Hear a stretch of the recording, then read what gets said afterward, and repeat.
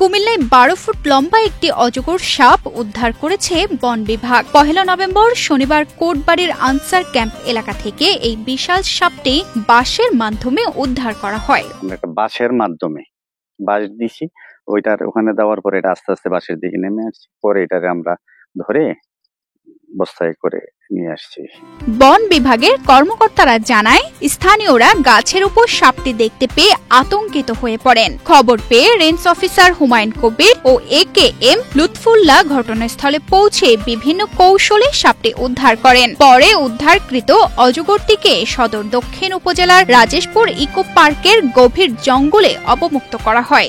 Extreme মশার coil plant fibre দিয়ে তৈরি, তাই সহজে ভাঙে না, সুগন্ধিযুক্ত ও নিরবিচ্ছিন্নভাবে চলে। ডেঙ্গু, চিকুনগুনিয়া বাহি সহ যে কোনো মশার বিরুদ্ধে দেয় এক্সট্রিম সুরক্ষা। এই সাপটি আসলে একটি গামার গাছের মাথায় বসেছিল, সম্ভবত সে কোনো শিকারের উদ্দেশ্যে সেখানে ছিল।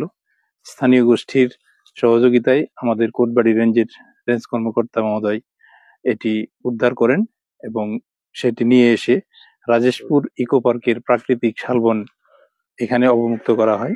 এই অজগর সাপটি এখানে প্রাকৃতিক পরিবেশে অবমুক্ত হয়ে সে তার নিজ আবাসস্থল ফিরে পেল এবং সে একটি সুন্দর পরিবেশে, এই যে আপনারা দেখলেন ভিডিওর মাধ্যমে, সেই শালবনের মধ্যে চলে গেল। এখানে সে তার আবাসস্থল খুঁজে পাবে, নিজস্ব খাদ্য সেগুলো সে সংগ্রহ করে এখানে প্রাকৃতিক পরিবেশে বড় হয়ে উঠবে ইনশাআল্লাহ।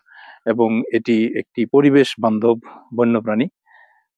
এটিকে আপনারা মানে স্থানীয় জনগোষ্ঠীকে আমরা বলবো যে এ ধরনের বন্যপ্রাণী থাকলে বা যদি কেউ কোথাও খোঁজ পেয়ে থাকেন তাহলে নিকটস্থ বন বিভাগের কাছে অবহিত করবেন। আমরা অত্যন্ত সতর্কতার সাথে এবং অত্যন্ত ঝুঁকিপূর্ণ পন্থায় আমরা এটাকে রেস্কিউ করে তাদের প্রাকৃতিক পরিবেশে অবমুক্ত করব। বন বিভাগ জানিয়েছে, কেউ এমন সাপ দেখলে যেন আতঙ্কিত না হয়ে বন বিভাগকে খবর দেওয়া হয়, যাতে নিরাপদভাবে উদ্ধার ও সংরক্ষণ করা যায়। তানজিদা রহমান, ইনায়া, বাংলাদেশ প্রতিদিন।